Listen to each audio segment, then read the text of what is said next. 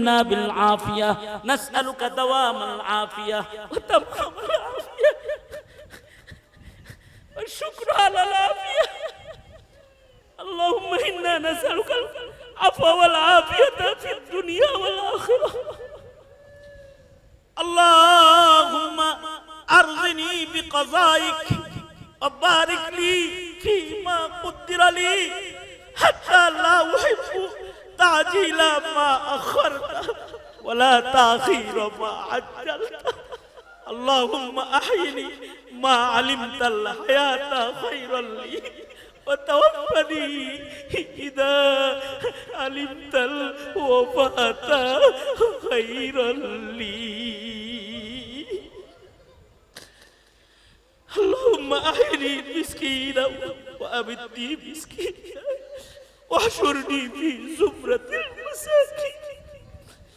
يا جابر العزم الكثير يا رازق الطفل الصغير يا بديع العجائب بالخير يا بديع. اللهم اجعلنا من التوابين واجعلنا من المتطهرين واجعلنا من عبادك الصالحين الغر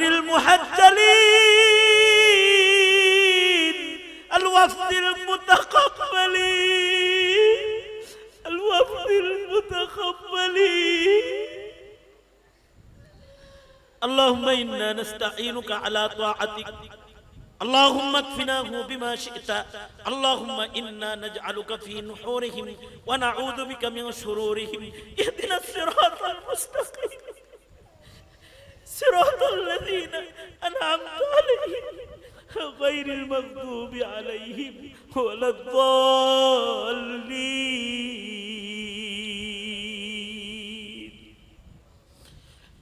শেষ দরখাস্ত, হে আল্লাহ আমাদের নসলের ভিতরে কোনো নাফরমান পাঠাইবে না আল্লাহ। রব্বানা হাব লানা মিন আজওয়াজিনা ওয়া যুররিয়াতিনা আলহামদুলিল্লাহ আলহামদুলিল্লাহি ওয়া কাফা ওয়া সালামুন আলা عباده الذين اصطفى.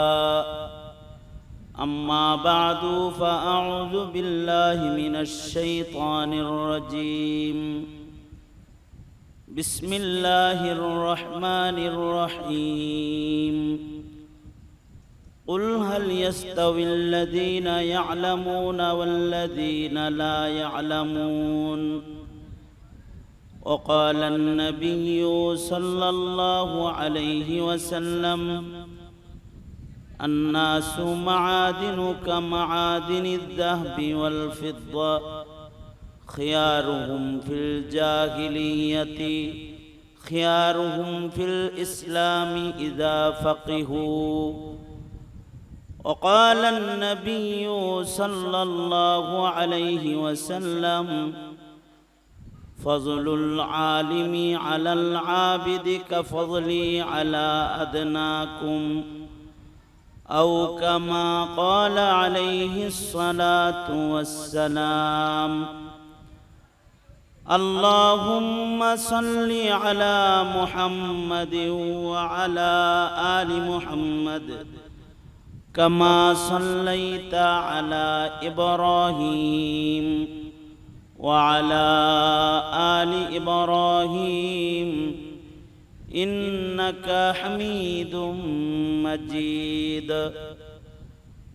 اللهم بارك على محمد وعلى آل محمد كما باركت على إبراهيم وعلى آل إبراهيم إنك حميد مجيد. নিয়ামতপুর ইমাম ওলামা ঐক্য পরিষদের উদ্যোগে আয়োজিত অষ্টম বার্ষিক ইসলাহি মাহফিলের মোহতারাম সাদার, মোহতারাম সভাপতি, উপস্থিত হযরত বুজুর্গ উলামায়ে কেরাম, সম্মুখপানে সমবেত দিন প্রিয়, ইসলাম প্রিয়, দিনদার ইমানদার মুমিন মুসলমান ভাইরা, বুড়া বাবারা, যুবক ভাইয়েরা, পর্দার আড়ালের মা বোনেরা, প্রিয় ছাত্র ভাইয়েরা, আল্লাহর দরবারে শকর, আল্লাহ তাআলা দ্বীনি নসিহতের মজলিসে উলামাদের সোহবতে জান্নাতের বাগানে আমাদেরকে আল্লাহ তাআলা আসার বসার তৌফিক দান করেছেন। কালিমাতুশ শুকর পড়ি, শুকরিয়া আদায় করি, জবান খুলে মুহাব্বতে ভক্তি ভরে সমস্বরে আওয়াজ করে বলি আলহামদুলিল্লাহ। এত সময় পর্যন্ত যোগ্য বিজ্ঞ শেখুল হাদিস,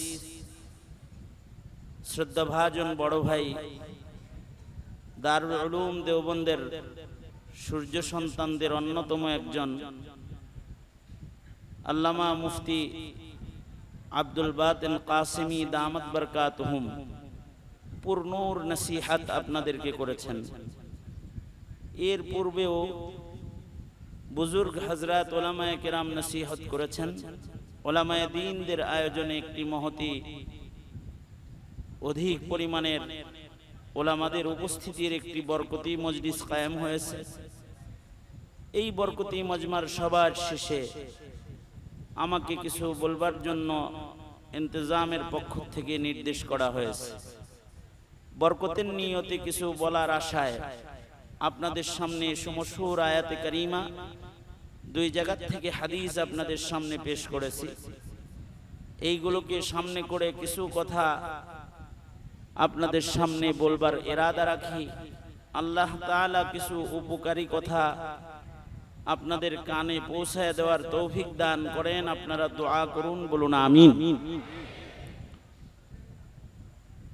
এই মাহফিল, আশপাশের আরো মাহফিল, পুরসার কিছু মাহফিল, নওগাঁর কিছু মাহফিল, শুকরিয়া আল্লাহ পাকের যে কিছুদিন আগেও পোস্টারে আমার নাম থাকলে সেই মাহফিলগুলো থানার পক্ষ থেকে মাহফিলগুলো বন্ধ করা হতো। আমি না শুধু, এমন আমার মতো মজলুম বহু আলেম ওলামা আছেন যাদেরকে বিভিন্ন এলাকায় দ্বীনি কথা বলার জন্য যারা সফর করেন, তাদের জবান থেকে দ্বীনি কথা মানুষ শ্রবণ করবে, এটাও একটি শ্রেণী তারা চায়নি।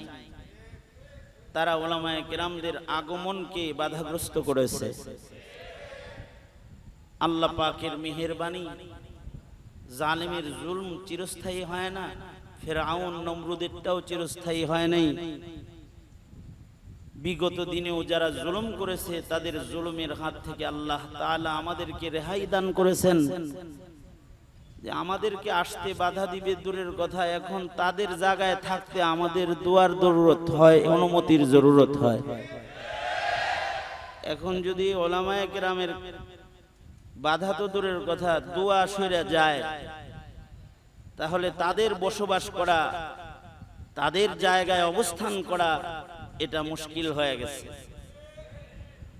এ কারণে এটা আল্লাহ পাকের একটা নিয়ামত পরে আল্লাহর নিয়ামত যে উলামায়ে কেরামের অবাধ আসা যাওয়ার দরওয়াজা মহান আল্লাহ খুলে দিয়েছেন। এ কারণে ভক্তি ভরে কালিমাতুশ শুকর পড়ি আলহামদুলিল্লাহ। কোন ধরনের এলোমেলো কথা না বলে আমি যা তেলাওয়াত করেছি ও যা হাদিস আপনাদের সামনে পেশ করেছি সেইখান থেকেই কিছু কথা তাকরার করার ইরাদা। এজন্য অন্য কোনো দিকে না যাই। যদি বলতে থাকি তাহলে অনেক বলা যাবে, তবে আগার গুইম জবা সুজাত, বললে বিষয়টা ভালো না। না বলার ভেতরেই কামিয়াবি। মান সামাতা নাজা, যারা চুপ থাকে তারা নাজাত পায়। তাদের পক্ষে থাকেন স্বয়ং আল্লাহ। তাদের পক্ষে কে থাকেন? জোরে বলেন। আল্লাহ তাআলা পক্ষে থাকেন।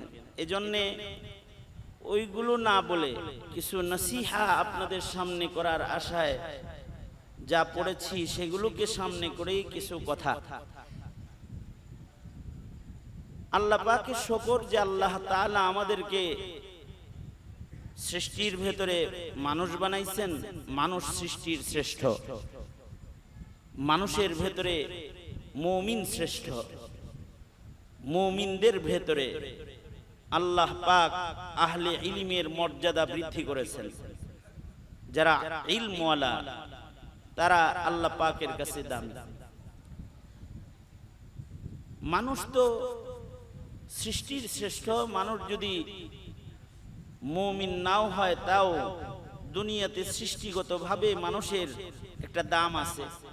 এ কারণেই পৃথিবীতে যত গায়রে মুমিন আছে, ইমানদারের বাইরের মানুষ যারা আছে, তাদেরও কিছু দাম জাহিলিয়াতেও আছে। এ কারণেই তারা সূর্যের আলো মুমিনরা যেমন ভোগ করে তারাও ভোগ করে। মুমিনরা যেমন গাছের কাঁঠাল খায়, কাফের মুশরিকরাও গাছের কাঁঠাল খায়। মুমিনরা যেমন অক্সিজেন ভোগ করে, মুশরিকরাও অক্সিজেন ভোগ করে। বলুন তো, এই যে ভোগ যা করতেছে এগুলোর মালিকানা, সবকিছুর মালিকানা কার?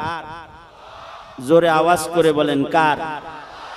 কিন্তু মুমিনও যেমন ভোগ করতেছে, মুশরিকও ভোগ করতেছে। মর্যাদার বিষয় হলো এখানে এটাই যে সে সৃষ্টির শ্রেষ্ঠ মানুষ হিসেবে পৃথিবীতে জন্মগ্রহণ করেছে। মানুষকে আল্লাহ তাআলা নিজ হস্তে আল্লাহ তাআলা বানাইছে। আল্লাহ পাক মানুষের শেষ নিঃশ্বাস পর্যন্ত অপেক্ষা করেন।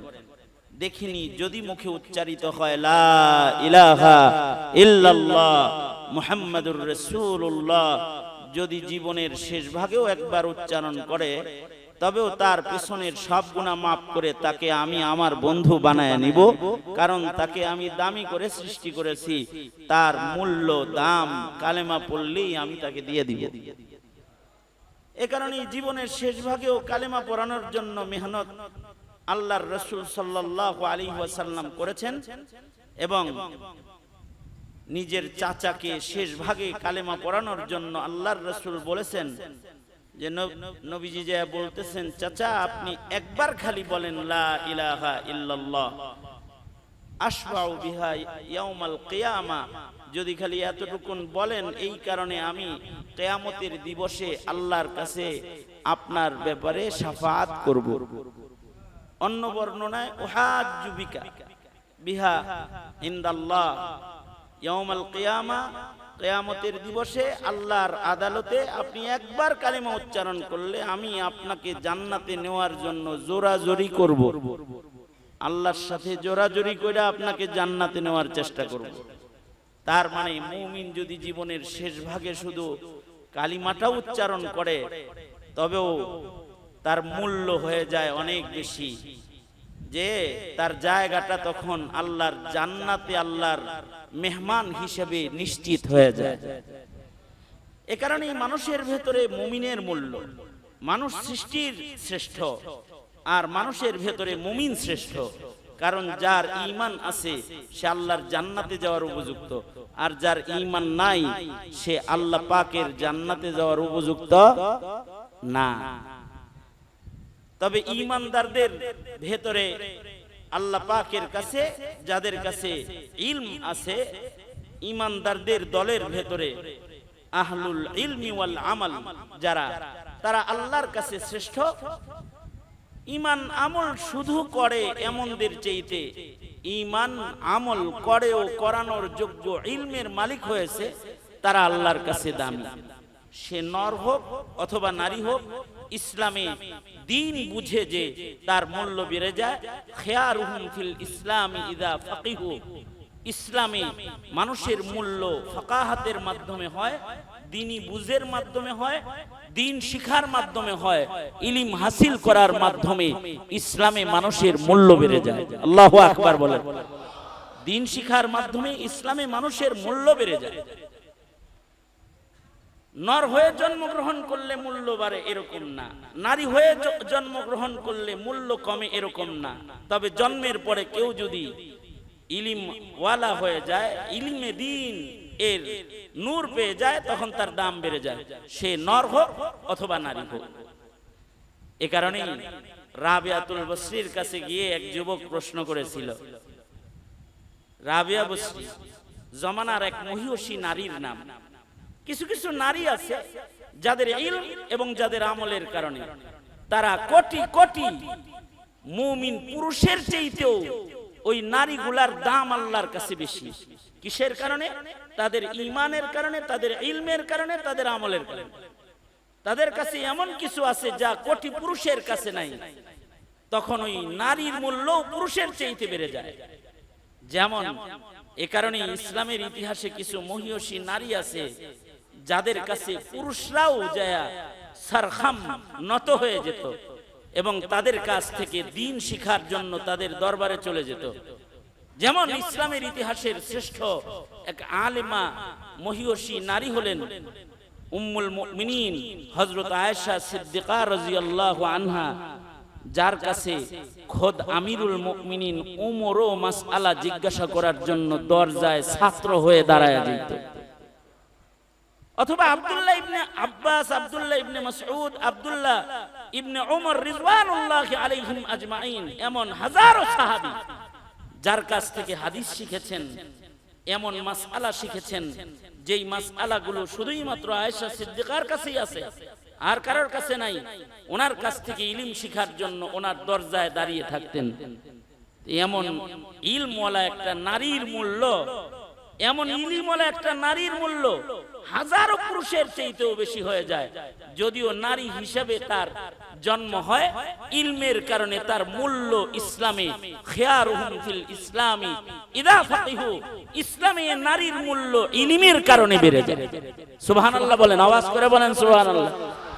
ইসলামে কি পুরুষ হয়ে জন্ম নিলে দাম বেশি, মহিলা হয়ে জন্ম নিলে দাম বেশি, নাকি দামের অন্যান্য আরো কিছু কারণ আছে?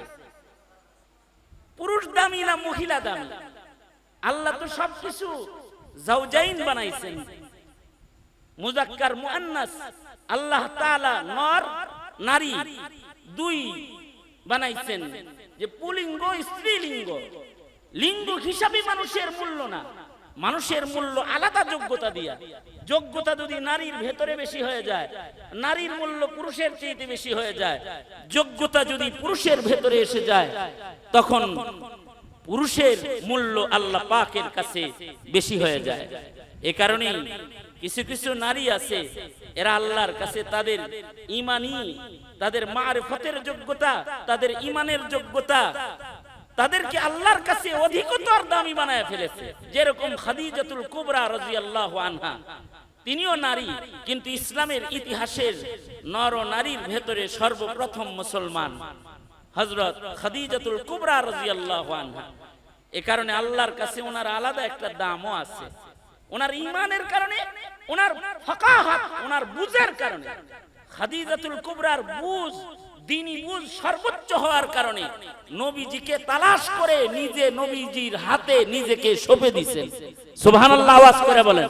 এটা ওনার দ্বীনি বুঝের কারণে। নবীজিকে উনি চিনেছেন, বুঝেছেন। ফাকাহাতের কারণে উনি নবীর ঘর পর্যন্ত এসে পৌঁছতে পেরেছেন এবং নবী পাকের সান্নিধ্যে থেকে আল্লাহ পাকের সালাম পাওয়ার উপযুক্ত একটা নারীতে পরিণত হয়েছে। আল্লাহ পাকের সালাম পাওয়ার উপযুক্ত নারী হয়েছেন, যে আল্লাহ তাআলা নবীজির মাধ্যমে নিজে এই নারীকে সালাম পৌঁছায়েছেন। আল্লাহু আকবার, জোরে করে বলেন। পুরুষ না, কিন্তু নারী। শুধুই মাত্র জন্মের পরে এই সালাম পায়া দামি তা না, মরার পরেও দামি। এ কারণে খাদিজাতুল কুবরা রাদিয়াল্লাহু আনহা উম্মুল মুমিনিনকে যখন কবরে নামানো হয়েছে, তো হযরত খাদিজাতুল কুবরার লাশ বারবার নবীজি নিজের হাতে কাবার দিকে ঘুরাইতেছিলেন, কিন্তু কাবার থেকে লাশ সরে যাইতেছিল। আল্লাহর রাসূল পেরেশান হয়েছেন যে আমি কিবলা দিকে লাশ রাখি, লাশ কিবলা থেকে সোজা হয়ে যায় কেন? খাদিজাতুল কুবরার উপরে কি আল্লাহ নারাজ হয়ে গেল? তো গমগীন আল্লাহর রাসূল সাল্লাল্লাহু আলাইহি ওয়াসাল্লাম তখন হযরত জিবরাইল এসে বলতেছেন, আল্লাহর নবী আপনি ঘুরান কাবার দিকে, আর আল্লাহ নিজের কুদরতি হাতে ঘুরায় খাদিজাকে আল্লাহর আরশের দিকে। দুনিয়ার সব মুমিনের লাশ কাবায় থাকবে, কিন্তু খাদিজার লাশ আরশের দিকে থাকবে। আলাদা মূল্য। এই মূল্যায়ন খাদিজাতুল কুবরার মহিলা হিসেবে মূল্যায়ন না, অথবা পুরুষ হিসেবে মূল্যায়ন না। এই মূল্যায়ন খাদিজাতুল কুবরার ঈমানের মূল্যায়ন, ফাকাহাতের মূল্যায়ন, এই মূল্যায়ন তার সুউচ্চ বুঝের মূল্যায়ন, যে বুঝ দিয়া খাদিজাতুল কুবরা আল্লাহকে জাহিলিয়াতে সবার আগে খুঁজে বের করতে সক্ষম হয়েছে। সুতরাং ইসলামে নর নারী হিসাবে দাম না, দামটা হলো ইলম হিসাবে। এ কারণে কারোর কাছে যদি ইলম থাকে তার কাছে আলেমও যায়, তার কাছে মানুষও যায়। তার ক্ষমতার চেয়ারে বসে মানুষ দেখা লাগে না। কারোর কাছে ক্ষমতা যতক্ষণ থাকে মানুষ তার কাছে যায়, ক্ষমতা হারিয়ে গেলে নদীর মাঝখানে শেপ করে ঘুরতে হয়, তার কাছে কেউ যায় না, কেউ যায় না। কিন্তু কারোর কাছে বাধা দিয়ে রাখা যায় না, বাধার প্রাচীর ডেঙ্গিয়ে তার কাছে মানুষ চলে যায়। কেন চলে যায়? এটা তার ইনসান হিসেবে আলাদা কিছু যোগ্যতা, যে যোগ্যতাগুলো আল্লাহর কাছে পছন্দের, এই যোগ্যতার কারণে তার কাছে চলে যায়। এই কারণে আয়েশা সিদ্দিকা রাদিয়াল্লাহু আনহার দরজায় সারা দিন মানুষ আসতো।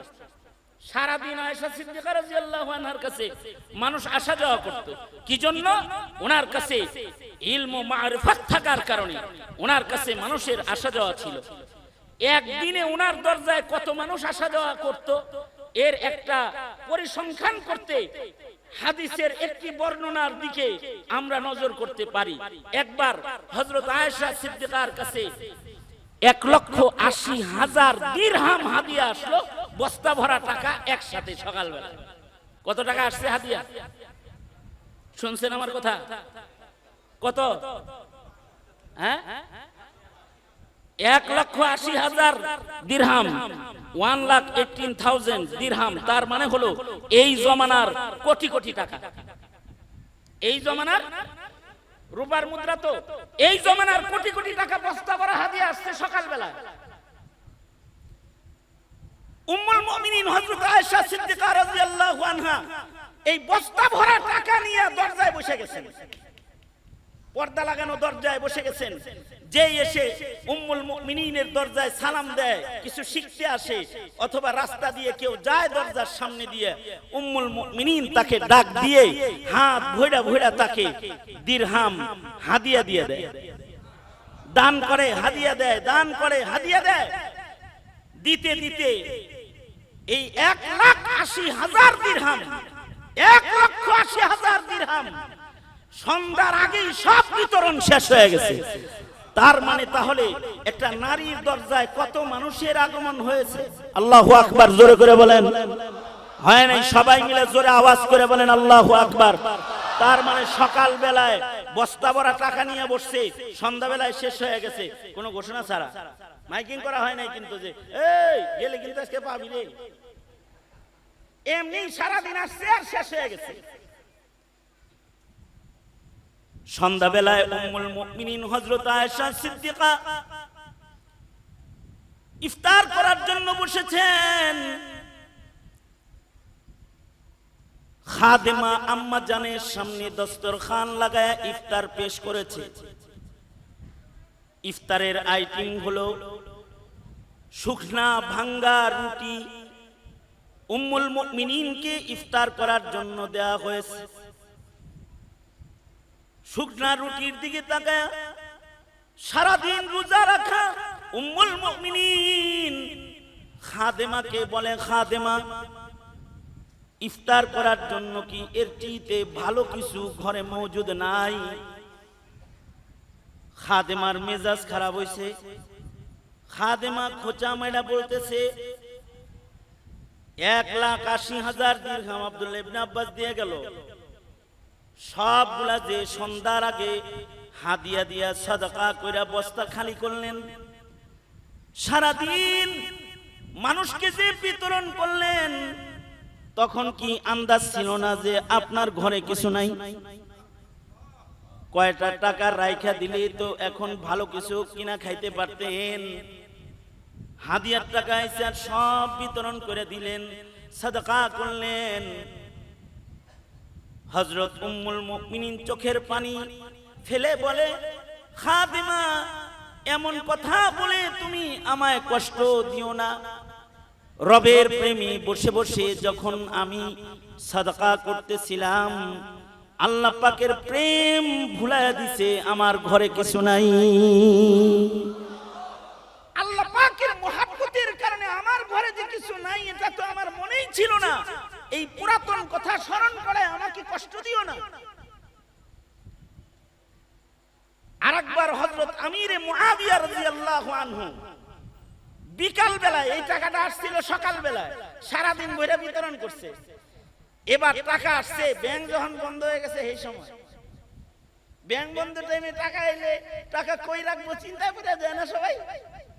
আমাদের ব্যাংক বন্ধ তো হয় বিকাল 4টায়, আর ওনাদের ব্যাংক বন্ধ হইতো, মানুষের আসা যাওয়া বন্ধ, তো ব্যাংক বন্ধ। কারণ আমরা দুনিয়ার ব্যাংকে রাখি আর ওনারা আখিরাতের ব্যাংকে রাখতো। আল্লাহু আকবার কবীর, জোরে আওয়াজ করে বলেন। আখিরাতের ব্যাংকে সাদাকার মাধ্যমে জমা রাখতো। ওই টাকা তো আসছিল সকাল বেলায়, সারা দিন বিতরণ করছে। কিন্তু এখন আমিরে মুআবিয়া যে টাকাটা পাঠাইছেন 1 লাখ দিরহাম বস্তা ভরা, এটা পাঠাইছেন বিকাল বেলায়।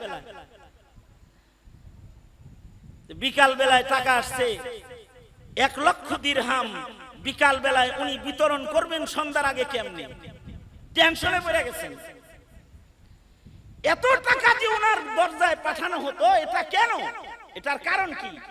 এটার অনেকগুলো কারণের ভেতরে হাকিমুল উম্মত থানবীর বর্ণনার কিছু কারণ আমি বলতেছি।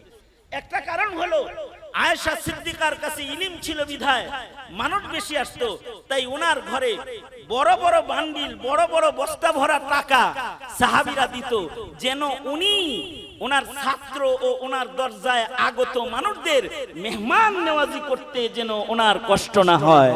আল্লাহু আকবার, জোরে করে বলেন। এই কারণে বেশি বেশি হাদিয়া পাঠাইতো বড় বড়। এই কারণে আমাদের দেশের মানুষরাও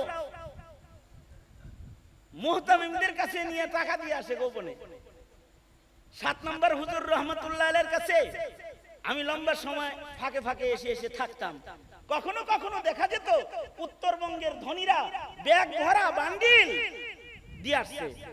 ডয়ারটাই ঢুকাই আগে বলছে, এই অমুক মুহতামিমরে খবর দে, অমুক রে খবর দে, অমুক রে খবর দে। সন্ধ্যা হওয়ার আগে কেমনি এগুলো আবার অন্য মুহতামিমের বাড়ি পাঠায় দেওয়া যায়। বাস হুজুর বিতরণ করে উত্তরবঙ্গের সব মাদ্রাসাগুলোতে আবার দিয়ে দিছে। অথচ এই টাকাগুলো হুজুরকেই দিছে। হুজুর কিন্তু এগুলো নিজের জন্য না রেখে এগুলো আরেকজনের কাছে তাড়াতাড়ি পাস করে দিছে। এটাকে পরিবেশন করার জন্য আরেকজনের জিম্মায় দিয়ে দিছে। মানুষ কেন দিয়ে আসছে? মানুষও জানে যে এই ওলির সাথে ইলমের সম্পর্ক, এই ওলির সাথে মাদ্রাসার সম্পর্ক। তার দরবারে হাজার হাজার ছাত্র আছে, তার ছাত্রর মাদ্রাসায় হাজার হাজার ছাত্র আছে। তাই 7 নম্বরের টাকার জরুরত আছে। যায়া রশিদও চাইতো না, বলতো হুজুর রাতের আন্ধারে আমি দিয়ে গেলাম, কারো কাছে যেন কইেন না আমি দিছি, আপনি বিতরণ করে দিয়েন, আল্লাহর বান্দাদেরকে খাওয়ায় দিয়েন, এটা আপনার কাছে জমা রেখে গেলাম। আল্লাহু আকবার কবীর। কেন দিছে? ওই যে ওনার কাছে 2000 ছাত্র আছে, এই ছাত্রদের মেহমানদারি করতে হবে না? ঠিক সেম ওই কারণে আয়েশা সিদ্দিকার কাছে ও টাকা পয়সা হাদিয়া বেশি যেত, কারণ ওনার কাছে ইলম আছে। হযরত আবু হুরায়রার কাছে হাদিয়া বেশি যেত, কারণ আবু হুরায়রার ছাত্রদেরকে খাওয়ানোর জরুরত আছে। খলিফাতুল মুসলিমিনরা হযরত আবু হুরায়রার কাছে বস্তা ভরা টাকা হাদিয়া পাঠাইত।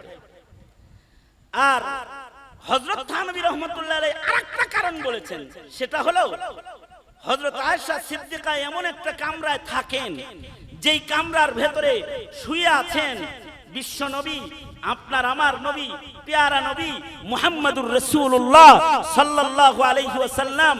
আয়েশার ঘরে টাকা পাঠানো মানে হলো নবীর ঘরে পাঠানো।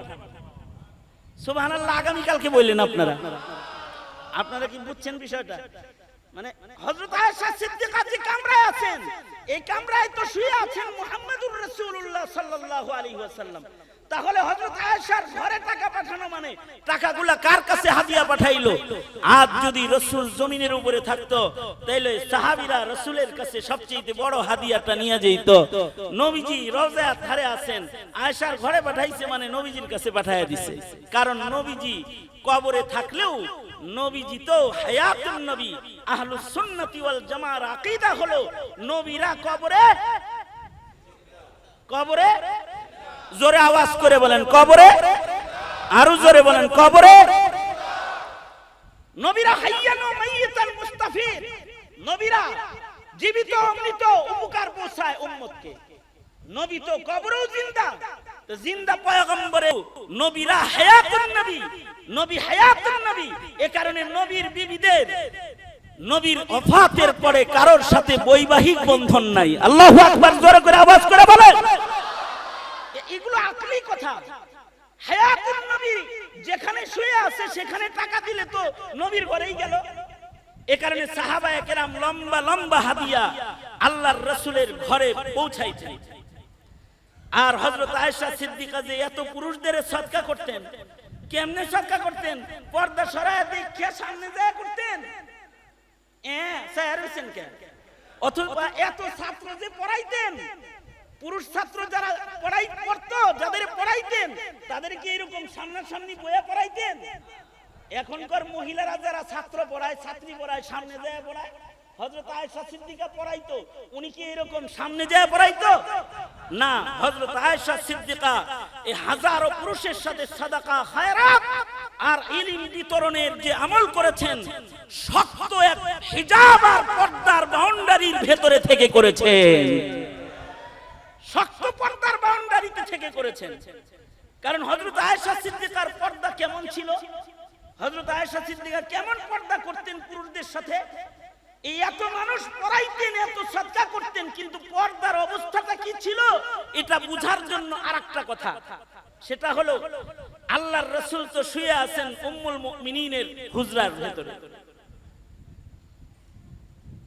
নবীদের শান হলো নবীদের ইন্তেকাল যেথায় হয় সেথায় দাফন হয়।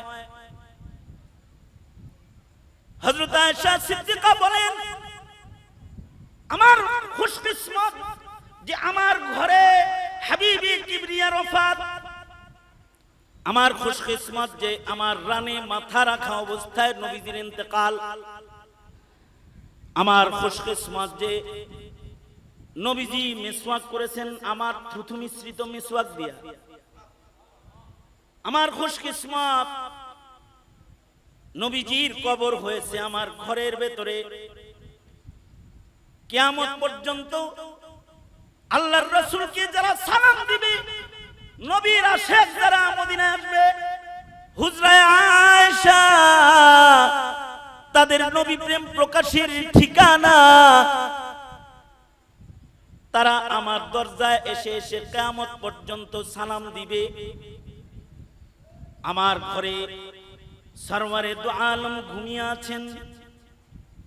আদালতে কিবরিয়াতে ময়দানে মাহশারে নবীজি যখন আল্লাহর আদালতে দাঁড়াবে, তো আমার হুজরাত থেকে নবীজি আল্লাহর আদালতে দাঁড়াবে।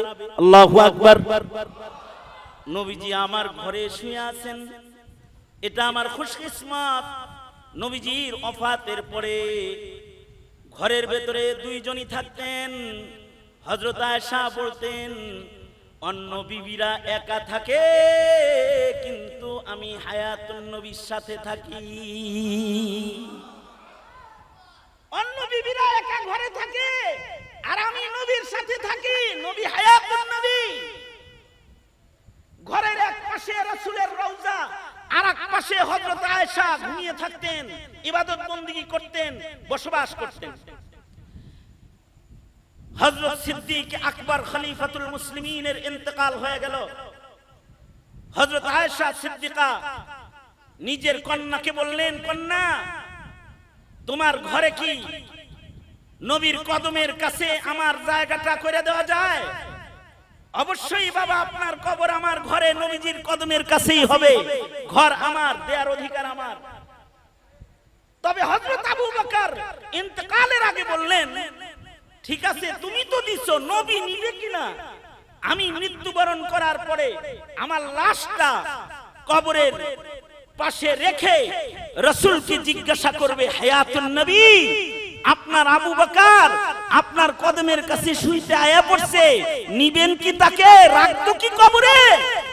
যদি কবর থেকে ইজাজত দেয় তাহলে নামাইবা, আর যদি ইজাজত না দেয় তাহলে জান্নাতুল বাকিতে দাফন করে দিবা। হযরত সিদ্দিক আকবরকে রেডি করে আনা হইল নবীজির কদমের কাছে দাফন করার জন্য। এবার কবরের ভেতরে নাইমা এলান করতে লাগলো, সরওয়ারে দু আলম আবু বকরকে কি নামা আলী বলেন, এভাবে যখন ঘোষণা শুরু হলো তো রওজা থার থেকে আওয়াজ বেরিয়ে হলো, আমার আবু বকর আমার সাথেই তো থাকবে, জিজ্ঞানো লাগে নাকি, তাড়াতাড়ি নামায় দাও আবু বকরকে আমার কাছে। হযরত সিদ্দিক আকবরের কবরও এবার হুজরায়ে আয়েশার ভেতরে হয়ে গেল। এবার ঘরের ভেতরে আছে তিনজন। হায়াতুন নবী ঘুমিয়ে আছেন, নিসবতে ইত্তিহাদি নবুয়তের সাথে সিদ্দিক আকবর ঘুমিয়ে আছেন, আর উপরে ঘুমিয়ে থাকেন সিদ্দিকা। সিদ্দিক মাটির নিচে আছে, সিদ্দিকা মাটির উপরে বিশ্রাম গ্রহণ করেন। একই ঘরের ভেতরে নবীজির একদিকে সিদ্দিক আবু বকর, আর একদিকে সিদ্দিকা আয়েশা, যার তাহারাতের বর্ণনা, যার সত্যবাদিত্বের বর্ণনা কোরআনের আয়াতের মাধ্যমে আল্লাহ তাআলা জমিনে নাজিল করে মানুষদেরকে হযরত আয়েশার পবিত্রতা শোনাইছে। হযরত আয়েশা সিদ্দিকা তখনও ঘরেই অবস্থান করেন। এবার আবু বকরের পরে খলিফাতুল মুসলিমিন হইলেন হযরত ওমর রাদিয়াল্লাহু আনহু। হযরত ওমর নামাজরত অবস্থায় আঘাত পেলেন, শাহাদাতের মওত নসিব হয়ে গেল হযরত ওমরের। খাদ্যথলি দুশমনের আঘাতে কেটে গেল। হযরত ওমরের খুশনসিব যে হযরত ওমরের সব দোয়া কবুল হলো। উনি শহীদি মরণ চেয়েছেন, মদিনায় মরণ চেয়েছেন, দুটোটা কবুল হইছে। এবার হযরত ওমর যখন অসুস্থ, মৃত্যুর অপেক্ষা করতেছেন, এবার ছেলেকে দেখে বলে, আব্দুল্লাহ, দুইটা আশা যেগুলো আগে করছি এগুলো তো পেয়ে গেছি, নতুন একটা আশা আমার জাগ্রত হয়েছে, দেখো তো এইটাও কবুল করান যায় কিনা। নতুন কি আশা? উম্মুল মুমিনিনের আয়েশা সিদ্দিকার কামরার ভেতরে আরেকটা কবরের জায়গা আছে, যেটা হযরত আয়েশা নিজের জন্য রেখেছে।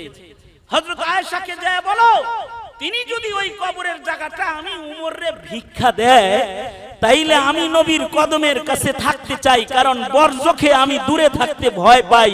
নবীর কাছে শুইতে পারলে আমার কলবি ইতমিনান হয়, যদি আমারে জায়গা দেয় তো আমি নবীর কদমের কাছে একটু শুইতে চাই। হযরত আব্দুল্লাহ ইবনে ওমর উম্মুল মুমিনিনের কাছে যা বললেন, উম্মুল মুমিনিন, বাবা ওমর বরজখ কবরে থাকতে ভয় পায়, কারণ কবর ভয়েরই জায়গা।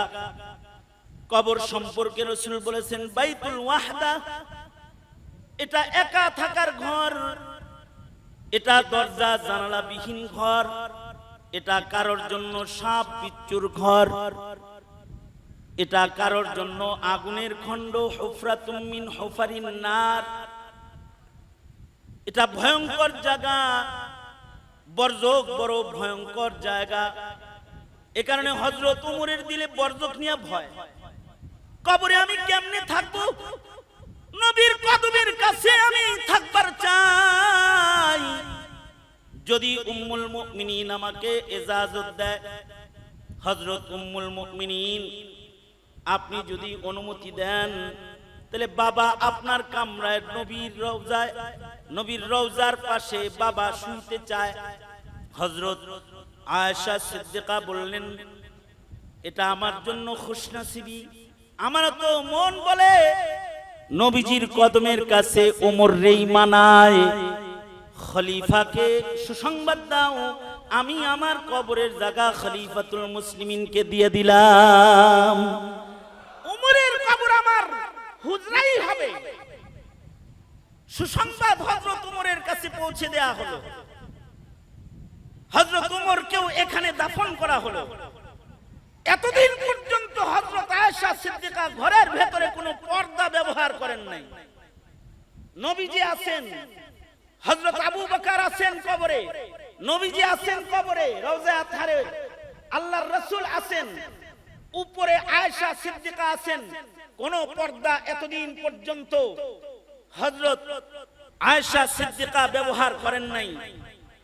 কিন্তু আজকে যখন ওমরকে দাফন করা হয়েছে এক যুগ পরে, এইবার কিন্তু ঠিকই হযরত আয়েশা সিদ্দিকা এই জায়গায় একটা পর্দা, মোটা পর্দা টানাইবার জন্য নির্দেশ দিলেন।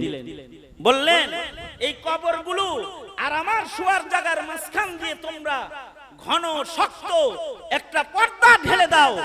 আমি যদি রাসূলকে কখনো সালাম দিতে হয়, পর্দা সরিয়ে আমি আল্লাহর রাসূলকে সালাম দিব। এটা পর্দা দিয়ে দাও। লোকেরা বলে এই পর্দা কেন?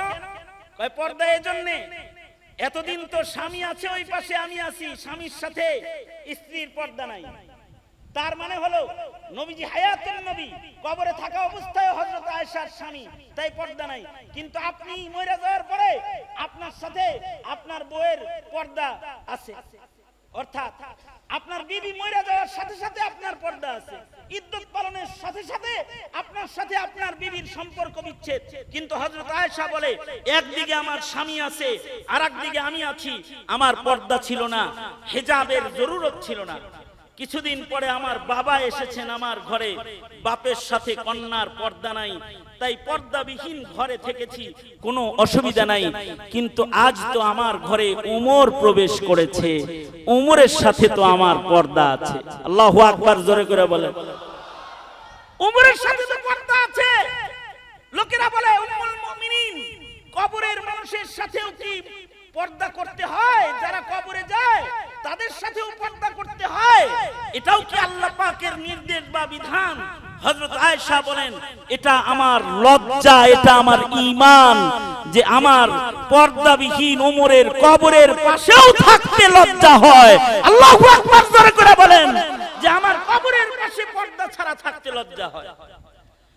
কবরের পাশে যদি পর্দা ছাড়া থাকতে একটা মুমিনের লজ্জা হয়, এইটা হলো ঈমান। এই ঈমানের কারণে আয়েশা সিদ্দিকা, এই ঈমান আর এই বুঝের কারণে আয়েশার দাম। আর যারা নিজের দেহকে আবৃত করাটাকে লজ্জা মনে করে, এইটা তাদের বেঈমানি। কারণ যার লজ্জা নাই তার ঈমান নাই, যার লজ্জা নাই তার ঈমান নাই। মুমিনা নারীদেরকে আল্লাহ তাআলা তো সৌন্দর্যমণ্ডিত করে সাজিয়েছেন, তাই তাদেরকে পর্দার বিধান দান করেছেন। এ কারণে যোগ্য নারীরা যোগ্য হইলেই সরকারি চাকরি নেয় নাই, আর প্রফেসর হয়ে পুরুষে পড়াইতে যায় নাই। কারণ পুরুষের কর্ম আল্লাহ আলাদা বানাইছেন, নারীর কর্ম আল্লাহ আলাদা বানাইছেন। নারীর কিছু কাজের দ্বারায় নারীর মূল্য বাড়াইছেন, পুরুষের কিছু দায়িত্বের দ্বারায় পুরুষের মর্যাদা বাড়াইছেন। আবার নারীর কিছু কুরবানির মাধ্যমে নারীর মর্যাদাও পুরুষের চাইতে কখনো কখনো 3 গুণ বাড়িয়ে শরীয়তে ইসলাম তুলে ধরেছেন। বোঝা যায় যে ইসলামে মানুষের মর্যাদা নর ও নারী হিসাবে না, তার কর্ম, তার কুরবানি ও তার যোগ্যতার কারণে তার মূল্য বেড়ে যায়। ঠিক কিনা, জোরে বলে। হযরত আয়েশা সিদ্দিকার যেমন ইলমের কারণে দাম, রাবিয়া বসরির ওইরকম তার মারিফাতের কারণে, তার ইলম ও আমলের কারণে রাবিয়ার দাম। রাবিয়া বসরির কাছেও মানুষ যাইতো। এক যুবক গিয়ে রাবিয়া বসরিকে জিজ্ঞাসা করতেছে, রাবিয়া বসরিকে জিজ্ঞাসা করে যে আম্মা জান, আপনার কাছে মাসালা জানতে আসছি। তো মাসালা বলে দিছে। এবার কয়, ইস আম্মা জান, মাসালা জানতে আপনার কাছে আইতে হয়, আপনি একটু মসজিদে যায় মাসালা সবাইরে শিখাইতে পারেন না।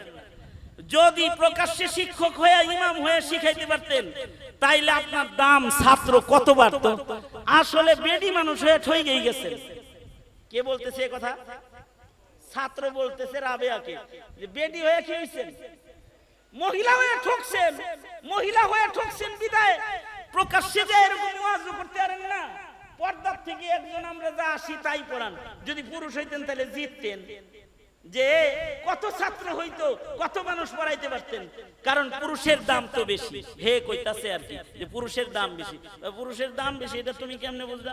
পুরুষকে আল্লাহ তাআলা ইমামত দান করেছে, নবুয়ত দান করেছে। কোন মহিলা কি ইমাম সাহেব হইব, মুয়াজ্জিন সাহেব হইব?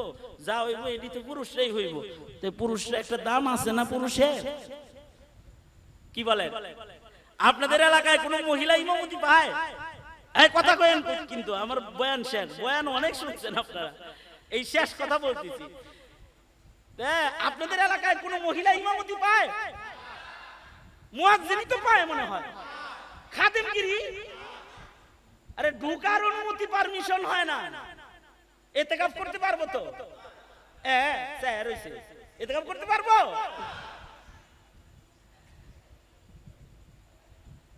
কেন পারবে না? এটা তো বিরাট এক অধ্যায়, ওই অধ্যায় নিয়ে আলোচনা করার মতো সুযোগ নাই। তবে ইমামত যেমন পায় না, মুয়াজ্জিনও যেমন পায় না, প্রফেসর হওয়ার অধিকারও বেপরদা পুরুষের সামনে গিয়ে দাঁড়িয়ে শিক্ষকতা করার অধিকারও কোনো নারী পায় না, পায় না। কেন? কেন? এটা বলার মতো বহস নিয়ে আজকে বসি নেই। এবং এই কারণে নারীকে নবুয়ত দেওয়া হয় না, কারণ সব জায়গায় যাওয়ার অধিকার সে পায় না। এ কারণে কোন নারীকে আল্লাহ তাআলা নবী বানান নাই। কোন নারীকে নবী বানাইছে? কথা কন না কে? কোন মহিলা নবী ছিল? হ্যাঁ, কোন নারীকে নবুয়ত দেওয়া হয় নাই। এই যুবক বলতেছে, আম্মাজান রাবেয়া আপনি তো ঠকছেন, পুরুষ হইলে তো নবীদের গ্রুপের দলের মানুষ হইতেন, মানে পুরুষ হইলে আপনার দলটা হতো পুরুষদের দলে, নারী হইছেন গেছে বেটি মানুষের দলে। দেখছেন, আমরা এমন দলে আছি যেই দলে নবী আছে, যেই দলে ইমাম আছে, যেই দলে মুয়াজ্জিন আছে। আমাদের দলে এগুলো কিছু নাই তাই, কারণ নবীদের তো বেশি দাম। মানুষের ভেতরে, মুমিনের ভেতরে নবীদের সবচেয়ে বেশি দাম। নবুয়তের এই মসনদ কোন নারীকে আল্লাহ দেয় নাই। বোঝা যায় পুরুষের দাম নারীর চাইতে বেশি। দলিলটা দিছে কে? দলিল দিছে এই যুবকে, যে বোঝা যায় পুরুষের দাম বেশি বিদায়ী পুরুষকে দামি নবুয়তের মসনদ আল্লাহ দান করেছে। সবকিছু বোঝানোর জন্য কোরআন হাদিস ব্যবহার করতেন না আমাদের আকাবিররা। কখনো কখনো যেমন ছাত্র তাকে তেমন উত্তর দিয়ে দিতেন। বলতেন, দেখো মহিলা পুরুষের চাইতেও অনেক বেশি দামি বিধায়ী পৃথিবীতে পুরুষ ছাড়া মানুষ পৃথিবীতে আল্লাহ পাঠাইছে, কিন্তু নারী ছাড়া কোন নবীকে আল্লাহ জমিনে পাঠায় না। নারীর পেট ছাড়া কোন নবীরও জমিনে পাঠায় না। দেখো না, ঈসা আলাইহিস সালাম বাপ ছাড়া, কিন্তু হ্যাঁ মা ছাড়া না, বাপ ছাড়া মানুষ এসেছে। কিন্তু মায়ের গুরুত্ব দুনিয়ার মাটির উপরে এত যে মা বিহীন কোন নবী পাঠানো আল্লাহ তাআলা পছন্দ করেন নাই। আল্লাহু আকবার জোরে করে বলেন।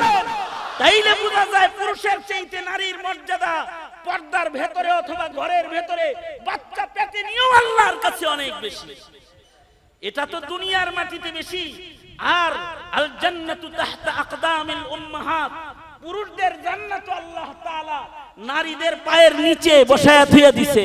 যদি নিতে হয় তো মায়ের পায়ের নিচ থেকে সন্তানদের জান্নাত কুড়ায় নিতে হয়। তার মানে হলো পুরুষ সৃষ্টি অথবা মহিলা সৃষ্টি হিসাবে মানুষের দাম না। খিয়ারুহুম ফিল ইসলাম ইদা ফাকিহু, কোন নারীকেও যদি ইলমে দ্বীন দিয়ে দেওয়া যায়, কোন নারীকেও যদি হাফেজা বানানো যায়, কোন নারীকে যদি আলেমা বানানো যায়, এ নারীর মূল্য হাজার পুরুষের চাইতে বেশি হয়ে যায়।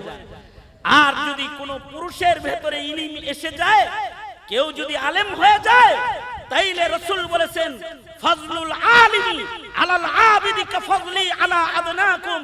রাসূল বলেন, সাহাবীরা তোমাদের মাঝখানে আমি নবীর মর্যাদা যেমন সারা দুনিয়ার পাবলিকের ভেতরে একজন আলেমের মর্যাদা ঠিক তেমন। সঙ্গত কারণেই আলেমকে জেলখানায় রাখা যায় না, সঙ্গত কারণেই আলেমের হাতে হাত কড়ি পরানো যায় না, সঙ্গত কারণেই আলেমকে টার্গেট করে বেইজ্জতির শব্দ উচ্চারণ করা যায় না, সঙ্গত কারণেই আলেমকে মুক্তাদা হিসেবে ইক্তিদা করতে হয়, আলেমের অনুসরণ অনুকরণ করতে হয়।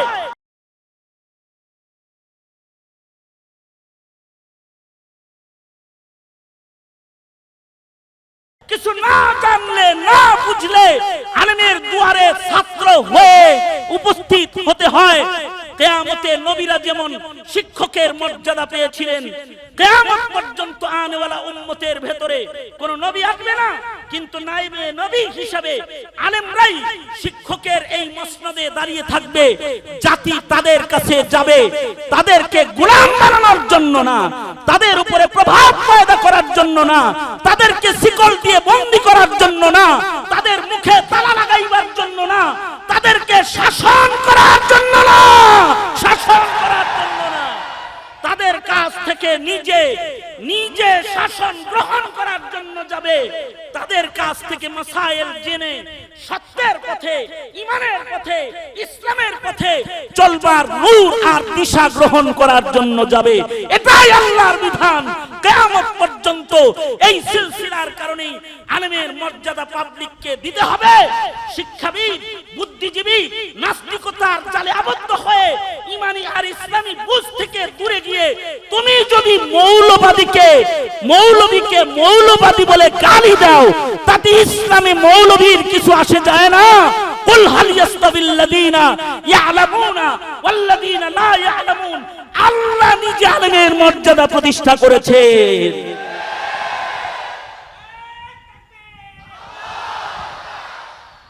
সুতরাং নিয়ামতপুরের মানুষ যারা, তাদেরকে বলবো, আলেমদেরকে কি বেইজ্জতি করব না ইজ্জত দিব? কারণ এই ইজ্জত দান কার? জোরে আওয়াজ করে বলুন। সুতরাং আলেম ওলামা যেখানে, জোরে আওয়াজ করে বলেন, আলেম ওলামা যেখানে, আলেম ওলামা যেখানে, আলেম নাই যেখানে, আলেম আছে যেখানে, আলেম ওলামা যেখানে, আলেম ওলামা নাই যেখানে, আলেম ওলামা নাই যেখানে, উলামায়ে কেরাম যেখানে। হ্যাঁ, এই স্লোগান মনে থাকবে তো মুসলমানের আওলাদ? এই মনে থাকবে তো ইনশাআল্লাহ? মনে থাকবে তো? কার কার মনে থাকবে? দু হাত উঁচু করে দেখাও।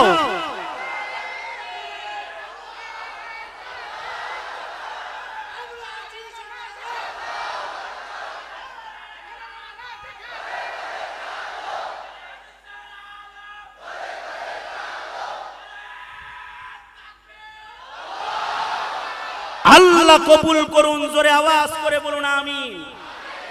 এবার যদি আপনাদেরকে বলে যে আলেমদের কথা শুনো না, ওরা জঙ্গি, ওরা তালেবান, ওরা সন্ত্রাসী, ওরা ফিতনা করে, ওরা মৌলবাদী, তো ওদেরকে বলবেন তুই জঙ্গি, তুই সন্ত্রাসী, তুই ইহুদির দালাল, তুই নাসারার দালাল। আওয়াজ করে বলেন ঠিক না ঠিক? করে বলেন। ওদেরকে বলবেন আলেম ওলামা হলো এ মিল্লাতের রাহবার।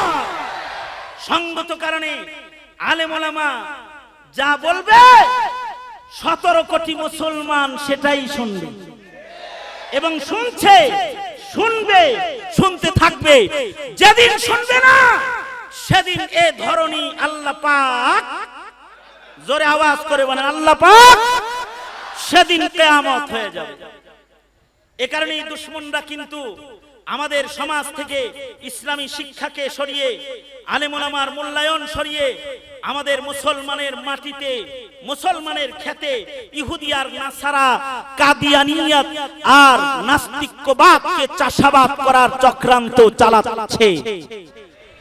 এই চক্রান্তকে ঠেকাতে আপনারা উলামায়ে কেরামের কাছ থেকে দ্বীন শিখে, দ্বীন মেনে, দ্বীনের পতাকা তলে থাকতে নিজের প্রজন্মকে উলামা বিদ্বেষী নয়, প্রজন্মকে উলামা মুখী করার মেহনত আজ থেকে নতুন করে আপনারা শুরু করে দিলেন ইনশাআল্লাহ। বলেন। এখন তো জাতি খেলাফত আলা মিনহাজিন নবুওয়া চায়।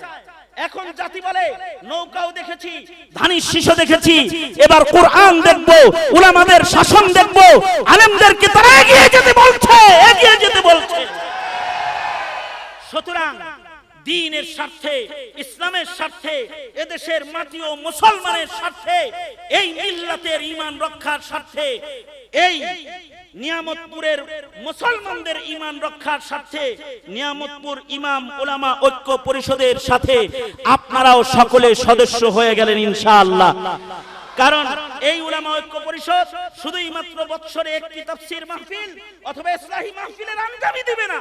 তারা বিধবাদের সেবা, দরিদ্র দুঃখীদের সেবা, এতিম লালন পালন, দুস্থ মানুষের পাশে দাঁড়িয়ে যাওয়া, অভাবী অসুস্থ মানুষের সুচিকিৎসা গ্রহণ করার থেকে শুরু করে খিদমতে খালকের বড় বড় কাজ তারা আঞ্জাম দিবে বলে তাদের ইশতেহারে তারা আপনাদেরকে বলেছে।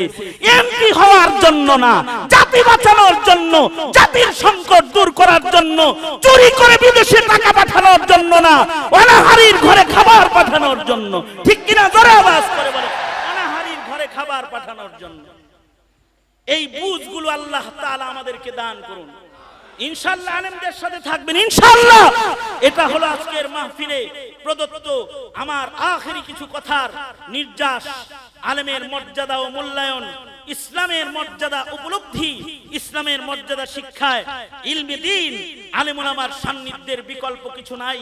এটাই আল্লাহ পাকের ফয়সালা। আল্লাহ আমাদেরকে সহি বুঝ দান করুন। আছি ইনশাআল্লাহ, থাকবো আলেমদের সাথে ইনশাআল্লাহ। আবার হাত তুলি। ওই যে একটা রুমাল পাঠাইতেছি, ওই যে এই সংস্থার কল্যাণের কাজে কোনো জোরাজুরি না, খুশি মনে যা দিবেন বাস শরীক করার জন্য, এই সংগঠনের প্রতি আপনাদের প্রীতি ভালোবাসা বৃদ্ধি করার জন্য। কোন মায়ের সন্তান এখান থেকে উঠবেন না, রুমালগুলো আসবে আর সাথে সাথে মোনাজাত হবে। আখেরি মোনাজাত করে এখান থেকে যাব ইনশাআল্লাহ। বিসমিল্লাহ বলে পকেটে হাত দিয়ে দেন। এই ছাত্ররা ভেতরে ঢুকে পড়ো, ব্যাগ নিয়ে ঢুকে পড়ো, ব্যাগ নিয়ে ঢুকে পড়ো। আমার সাথে একটু দোয়া করে যান, কারণ আমি সুদীর্ঘ একটা বছর দোয়া করেছি জেলখানায়, আমার সাথে আমিন বলার কেউ ছিল না। কয় বছর?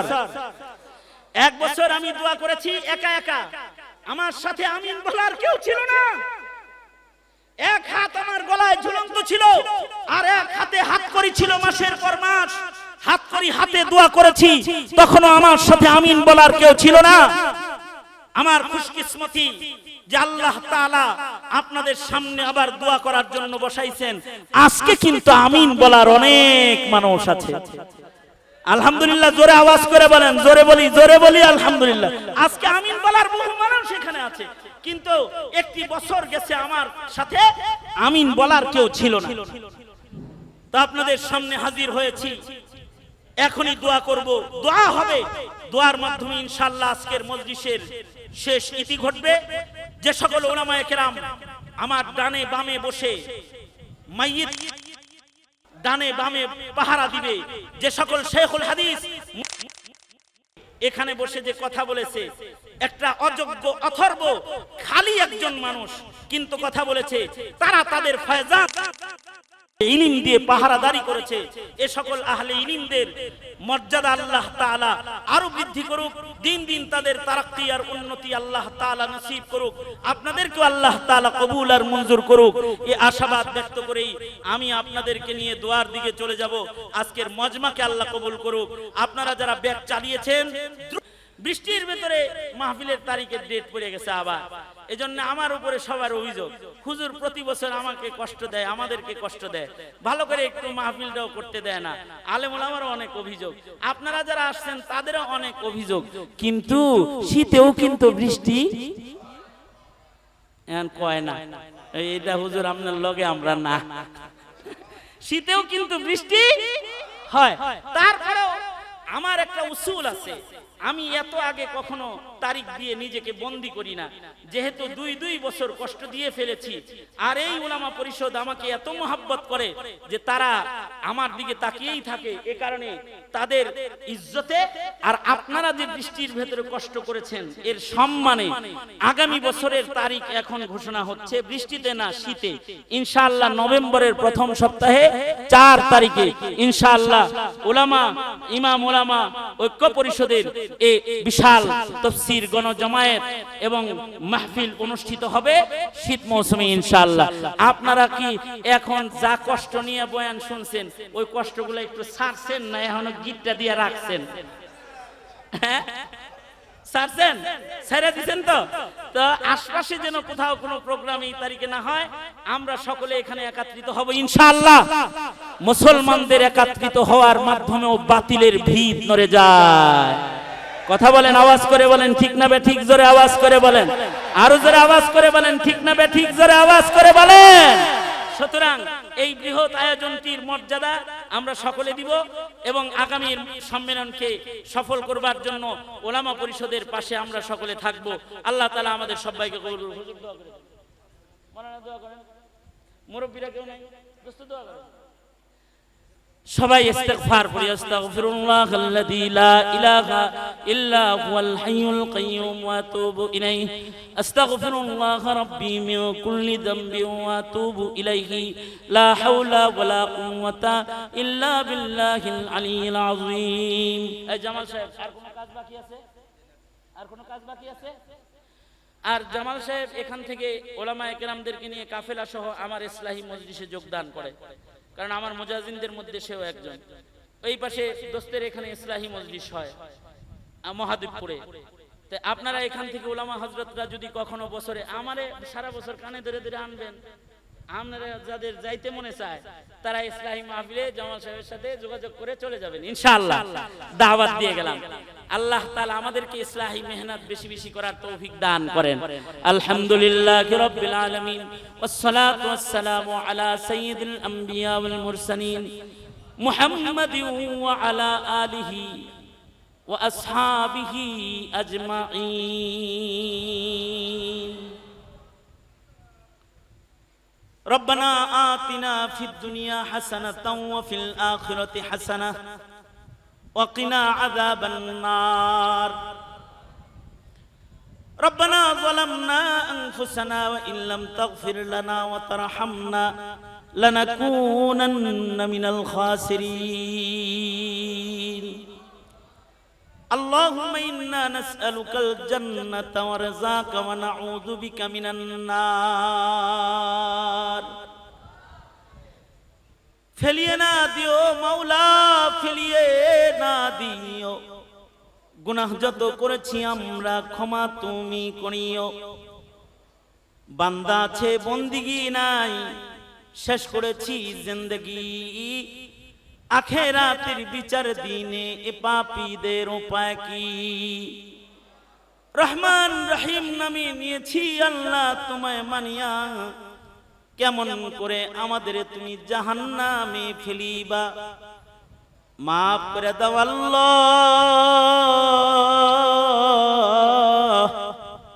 মাফ করে দাও। গুনাহ যত করেছি আমরা ক্ষমা তুমি দাও। রব্বুল আলামিন এক ঝাঁক ত্যাগী আলেমদের আয়োজনে আয়োজিত মহতি সম্মেলন ইসলাহি মাহফিল, যোগ্য বুজুর্গ আলেমে দ্বীন যাদের সিনাকে তুমি ইলমে হাদিসের নূর দিয়ে ভরে রেখেছ, যোগ্য যোগ্য উলামায়ে কেরাম রাতের তাহাজ্জুদের লজ্জত দিয়ে যাদের পায়ে তুমি শক্তি দান করেছো, তোমার খৌফ ও খাশিয়াতের চোখের পানি দিয়ে যাদের চোখকে তুমি মালামাল করেছো, উলামায়ে উম্মতের এক মুবারক জামাত নালায়েকের সাথে দুইটা হাত এই মুহূর্তে তোমার আদালতে কিবরিয়াতে বাড়ায় ধরেছে। রব্বুল আলামিন হাজারো অযোগ্যতাকে বুকে নিয়ে কিছু কথা বলেছি।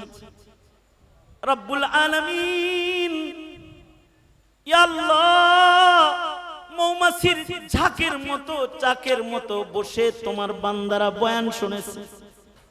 প্রচন্ড গরমের ভেতরে ঘন্টার পর ঘন্টা যদি আরো আলোচনা হতো, তোমার বান্দারা মাথা নাড়াইতো না। আল্লাহ, কোরআন প্রেমিক এ জামাত নিয়ে তোমার কাছে হাত পেতেছি। ওগো আল্লাহ, জিন্দেগি গুনাহ করে করে আমরা বরবাদ করে ফেলেছি। এমন কোনো গুনাহ নাই যে গুনার দুর্গন্ধ আমাদের আমলনামায় নাই। আল্লাহ, আমাদের গুনার দিকে যদি তুমি তাকাও, তোমার জাহান্নামের আগুনের ইন্ধন হওয়া ছাড়া আর কোনো রাস্তা নাই। আল্লাহ, আমাদের গুনার দিকে না তাকায় তোমার গফফার শানের দিকে তুমি নজর করে তাকাও। ওগো আল্লাহ, আমাদের জিন্দেগীর সব গুনাহ মাফ করে আমাদের নাম তোমার মাগফুর বান্দার দপ্তরে তুমি উঠায়া দাও। আল্লাহ, জেনে না জেনে অন্ধকারে আলোয় গোপনে প্রকাশ্যে যত পাপ করেছি ক্ষমা করে দাও। আল্লাহ, শয়তানের ধোঁকায় নফসের তাড়নায় যত অপরাধ করেছি ক্ষমা করে দাও। লজ্জতে ইবাদতের নিয়ামত আমাদেরকে দাও। গুনার ঘৃণা আমাদের দিলের ভেতরে তুমি বসায়া দাও। বুড়াদের আবু বকর বানায়া দাও। প্রত্যেকটা যুবকের জওয়ানি তোমার কাছে আমানত দিয়ে গেলাম। আল্লাহ, যৌবনের গুনাহ থেকে ওদের ধরে ধরে তুমি বাঁচাও। পর্দার আড়ালের মা বোনদের হযরত ফাতেমা খাদিজাতুল কুবরার মতন বানায় দাও আল্লাহ। ইলমে নাফি দান করো, ফাহম সমঝ দান করো, ফাকাহাতের ধন দিয়ে মুসলিম নর নারীকে তুমি সম্মান বৃদ্ধি করে দাও আল্লাহ রব্বুল আলামিন। যা কিছু আলোচনা হয়েছে সহি বুঝে থেকে তোমার বান্দাদেরকে তুমি দান করো আল্লাহ রব্বুল আলামিন। সারা দুনিয়ায় যত মজলুম মুসলমান রয়েছে, খুসুসান ফিলিস্তিনের মুসলমানদের জন্য মদদ পাঠায় দাও ইয়া আল্লাহ। কাশ্মীর ফিলিস্তিনের মুসলমানদের মদদ করো রব্বুল আলামিন। ইরাকের মুসলমানদের মদদ করো ইয়া আল্লাহ। শ্রীলঙ্কার মুসলমানদের মদদ করো ইয়া আল্লাহ। বসনিয়া চেচনিয়ার মুসলমানদের মদদ করো। বাংলার মুসলমানদেরকে মদদ নুসরত করো আল্লাহ রব্বুল আলামিন। চাকরিজীবীর চাকরিতে বরকত দাও, ব্যবসায়ীর ব্যবসায় বরকত দাও, বেপানাহকে পানাহ দাও, বেরুজিকে রুজি দাও, অসুস্থ বান্দাদেরকে সুস্থ করে দাও ইয়া আল্লাহ। তোমার দ্বীনের জন্য কোরবানি করার তৌফিক সকলের তুমি দান করো ওগো আল্লাহ। জিন্দেগীর এমন কোন মুনাজাত বাদ নাই যে মুনাজাতে মা বাবার কথা তোমার আদালতে বলি নাই আল্লাহ গো। নিজের হাতে অনেকে নিজের মা কবরে রেখেছে, নিজের হাতে অনেকে নিজের বাপ কবরে রেখেছে। জীবনে কোনোদিন মা ডাক যাদের নসিব হবে না, জীবনে কোনোদিন আব্বা ডাক যাদের নসিব হবে না, ওগো আল্লাহ মেহেরবানি করে তাদের মা বাবার কবর আল্লাহ তুমি জান্নাতের বাগান বানায় দাও আল্লাহ রব্বুল আলামিন। কত আপনজন কবরে রেখেছি আমরা, কেউ ভাই কবরে রেখেছে, কেউ সন্তান নিজের হাতে কবরে রেখেছে, কেউ বন্ধুর লাশ কবরে নামায়েছে, কেউ জোরের বোনকে কবরে নামায়েছে, কেউ নিজের বিবিকে কবরে নামায়েছে। এমন কোন মানুষ নাই যারা আপনজন কবরে নামায় নাই। ওগো আল্লাহ তাদের কবরগুলা জান্নাতের বাগান বানায় দাও। জানি না কোন দোকানের কাফন আমাদের জন্য রেডি হয়ে গেছে, কোন সোপের বাস না জানি আমাদের জন্য পেকে গেছে, কখন জানি মসজিদের কোনার পালকি বাড়ির দুয়ারে দাঁড়ায়া যায়। ওগো আল্লাহ কবরের পালকি পাঠানোর আগে কামেল মুমিনের দপ্তরে আমাদের নাম তুমি উঠায়া দিও আল্লাহ। দূর দারাজ থেকে তোমার যত বান্দারা পায়দল সফর করেছে, কষ্ট করে সফর করে এখানে এসেছে, কদম কদম নেক দিয়ে তাদেরকে বাড়ি ফিরায় দাও এ আল্লাহ। গোলামের সফর সঙ্গী হিসাবে অসংখ্য উলামা হযরতরা বিভিন্ন জেলা থেকে সফর করে এ সম্মেলনে হাজিরা দিয়েছে রব্বুল আলামিন। এ আল্লাহ কদম কদম নেক দিয়ে তাদের বাড়ি ফিরায় দাও, আমন সালামতের হায়াত তুমি সকলের দান করো। اللهم اجعل ثأرنا على من ظلمنا وانصرنا على من عادانا ولا تجعل مصيبتنا في ديننا ولا تجعل الدنيا أكبر همنا ولا مبلغ علمنا ولا غاية رغبتنا ولا تسلط علينا من لا يرحمنا اللهم زدنا ولا تنقصنا وأكرمنا ولا تهنا وأعطنا ولا تحرمنا وآثرنا ولا تؤثر علينا وارضنا وارض عنا يا كريم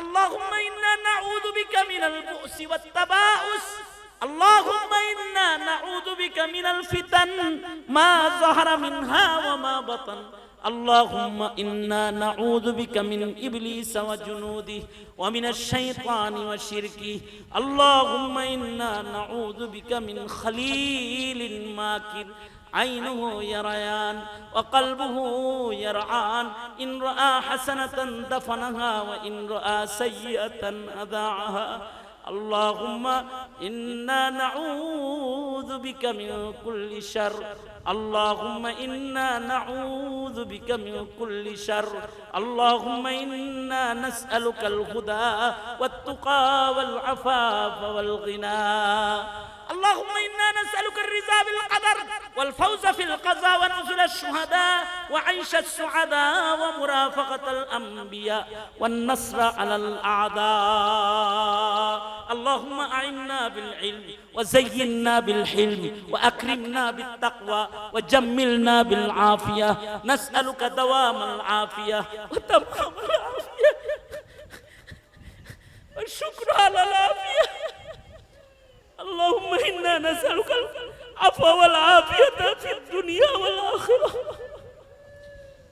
اللهم أرضني بقضائك وبارك لي فيما قدر لي حتى لا أحب تعجيل ما أخرت ولا تأخير ما عجلت.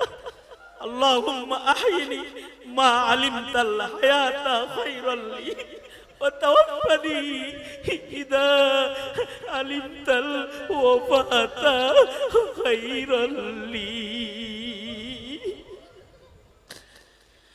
اللهم أحيني مسكينا وأمتني مسكينا واحشرني في زمرة المساكين.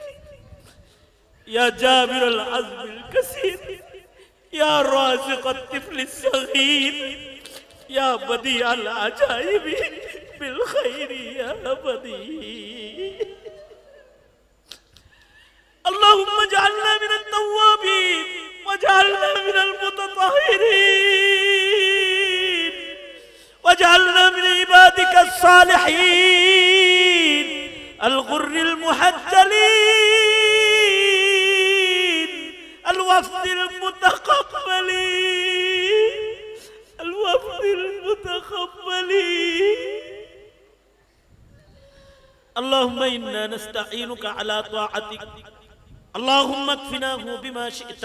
اللهم إنا نجعلك في نحورهم ونعوذ بك من شرورهم. اهدنا الصراط المستقيم صراط الذين أنعمت عليهم غير المغضوب عليهم ولا الضالين.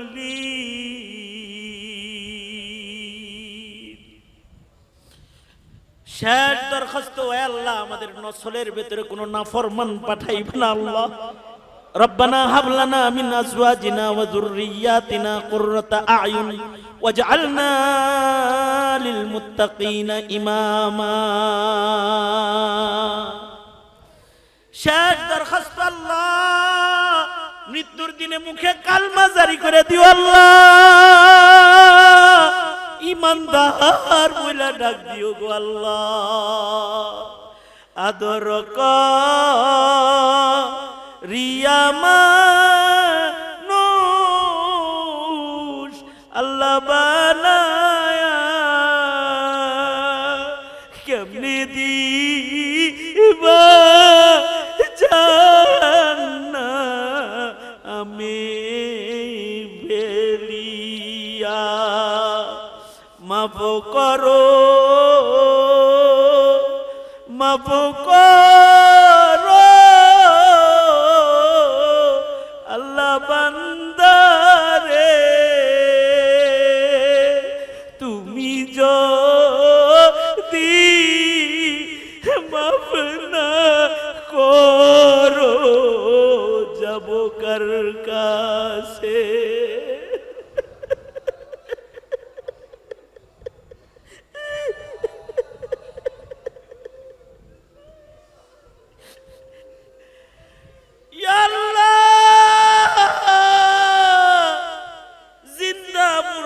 সবাই রে মাফ করে দাও।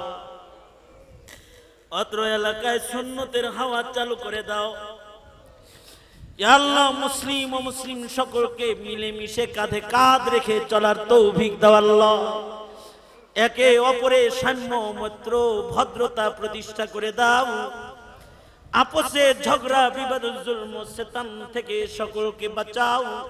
سبحان ربك رب العزة عما يصفون وسلام على المرسلين والحمد لله رب العالمين. السلام عليكم ورحمة الله وبركاته. মুসাফা হবে না, সালামি বিদায়।